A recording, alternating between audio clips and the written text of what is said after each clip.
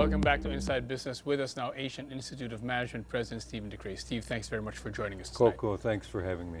The Secretary General was saying no business really wants to delay it. How prepared are businesses in the Philippines and around ASEAN for ASEAN 2015? I think it's mixed. Some businesses are very well prepared and very much anticipating the change that is occurring. I think some are not. There's an organization called MAP, which is a Management Association of the Philippines. They're working very hard to get their members ready for the integration. Companies that are not a part of that might be missing out on some of the preparation. Where would you place the Philippines or Philippine companies in terms of, in comparison with our neighbors, in terms of preparation for ASEAN 2015? What I've heard is we're somewhere in the middle. You know, there are 10 countries out there, and we're somewhere in the middle of our preparation, which is adequate for now, but I think it's also motivation for let's do more now, quicker. I mean, 2015 is coming very, very soon, and it's very exciting for us at AIM. You've been in business schools or running business schools for a long time. Thank you. Backhanded compliment. Yeah, there you go. It is true. What prepares, or how can you prepare an executive who may not have had international experience yet for a world like that? What's very exciting about ASEAN is the integration, the economic integration is allowing a free flow of talent, resources, funding. I mean, it's really becoming almost its own market, and 600 million person market. So if you're in a country that you're fairly insular and you're not preparing yourself for cross-border cultural, inclusion, you need some quick study and education, formal education through exec ed like an AIM, organizations like an MAP. You need to be starting to prepare quickly, and there's a lot to learn. So during your career, when you would get a group of middle managers or even senior managers who don't have international experience, and their company tells them you've got to have this kind of education, how would you train them? How would you lead them there? You know, one of the best preparations for cultural cross-border training is to bring in diverse classes where they learn from each other. I mean, the faculty, especially at a K school like AIM, where our faculty are very good at delivering and facilitating content, but getting the engagement of the students. And so if you're a middle manager with very little international experience, being in a classroom, immersed in a classroom with a lot of people from other countries is a very good way to prepare yourself. Can this be a crash course? Well, it probably has to be for some, but that type of education should be over a lengthy period of time. I mean, we do it in week segments and over a period of time. Frankly, what is better, now you're talking middle management, so to me that would be an EMBA program, and we do have one coming online. Executive MBA. Yeah, executive MBA. So that would be for the more extensive preparation. There are short courses, but if the person you describe has had little or no experience, a short course won't do it. Your bread and butter, I guess, is the MBA class. Yes. These are usually younger people, maybe fresh out of college or a few years out of college. You're revamping or revising your program, yes, to aim toward ASEAN. We are. How are you doing that? Well, for one, we're diversifying the intake. AIM has, for many years, been an international school. In recent past, we've been relying on several countries for our intake. This year, in order to raise the bar and make the competition for access more difficult, we required the GMAT test, which is a common test for MBA applicants, but we also required an interview with 3 people: an alumni, a faculty member, and the career service director. These people are reviewing their capability for employability basically in ASEAN.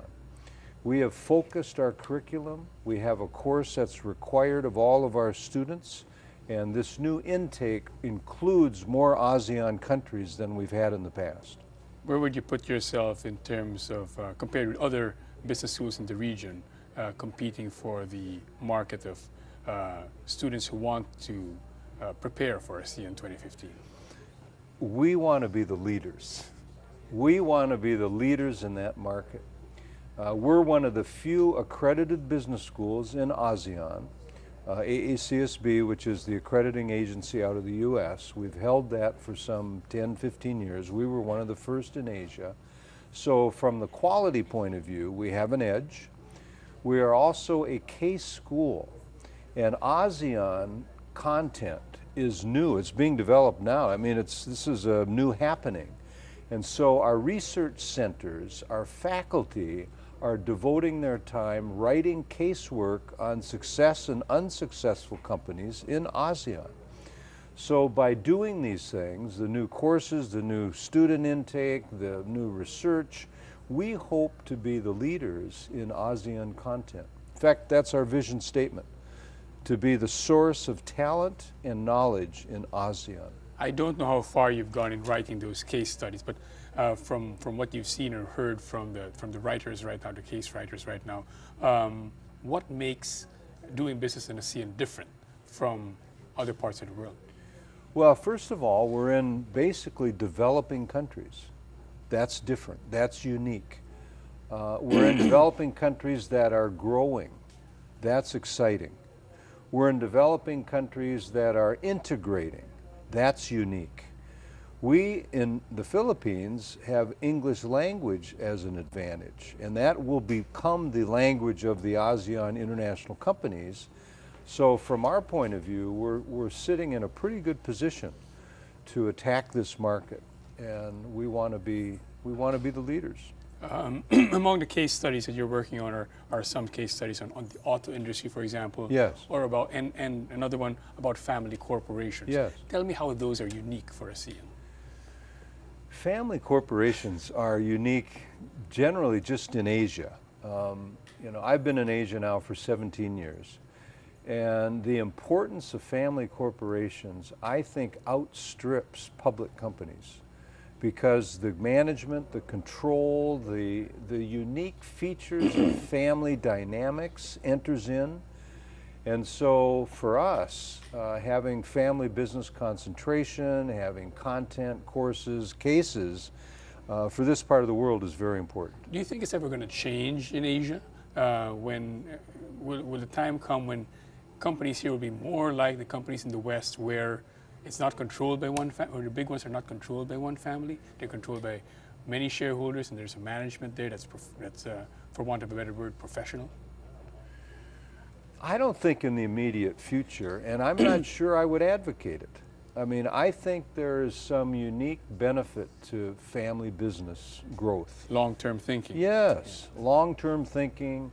You know, your name is on the store, and there is a passion and an excitement and a commitment that I see families have that I don't see in public corporations. Because there might be those who would argue that a more democratic company, in the sense that you have many shareholders and they can vote the directors in and out every few years, that makes for better governance. Well, you make a very good point, but what I've seen happening is a lot of family businesses are professionalizing.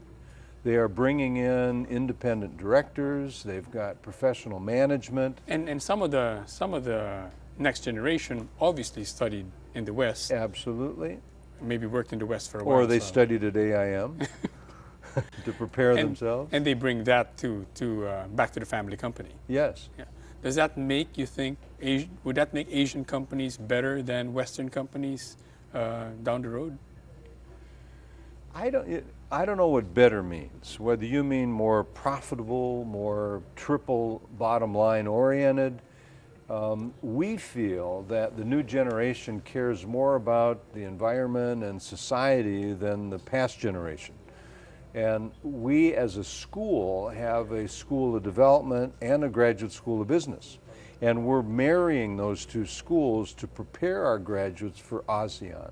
We feel the political knowledge necessary is more important in this part of the world than it might be, say, in the West. Just to, before we go, you've essentially cut the size of your incoming class in half. Yes. Compared to previous Yes. years to raise the standard, you say there. Yes. Describe to me the people in this class and how they're going to be the managers for ASEAN in the future.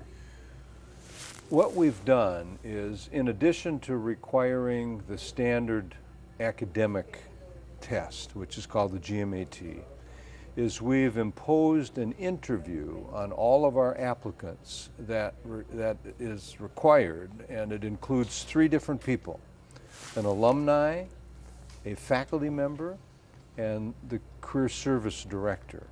They are looking for leadership capability, communication skill, team orientation, passion for business, excitement about this region. We didn't do this before. We were much more academic focused, and as a result, employability will go up this year. We're quite excited about, you know, what's going to be happening with what sets this class apart from other classes you've seen, other freshman classes you've seen in your, as we said, long career? I have greeted them, and I've spent a little bit of time with them. Their enthusiasm I noticed right away. They're excited to be here. They're proud to be part of that smaller class. You know, we sold it as an elite entrance exam. In fact, it played out, and our dean of the graduate school is actually convinced that we can now grow to the 2-section size next year because we created so much enthusiasm about our new quality intake. Is that faster than you thought? It's about a year ahead of what I thought. Okay. Steve DeKrey, thank you very much for joining us tonight. My pleasure. Thanks My a lot. pleasure. That's Inside Business. Thanks for watching. See you next week.